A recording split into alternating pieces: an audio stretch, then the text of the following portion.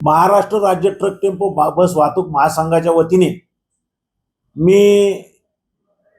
Petrol pump चालकांना व इतर जिल्ह्यातील पेट्रोल पंपवाल्यांना विनंती करतो की आमच्या इथे ज्या प्रमाणामध्ये डिझेल भेटतं, आंतरराज्यीय वाहतुकीकरिता जे काही डिझेल पुढं लागतं ते सुद्धा आपण द्यावे आणि प्राधान्यक्रमाने या जीवनावश्यक बाबीमध्ये आहेत आम्ही आणि जीवनावश्यक बाब असल्यामुळे देशातील इतर नागरिकांचा विचार करता शेतकऱ्यांचा तर कराच करा, परंतु आमचा सुद्धा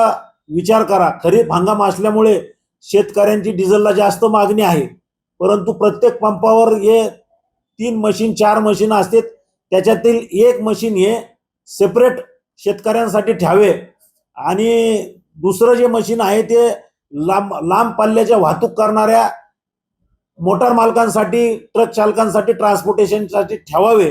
आणि इंधन पुरवठा सुरळीत करावा असे मी सगळ्यांना आवाहन करतो आणि विनंती करतो।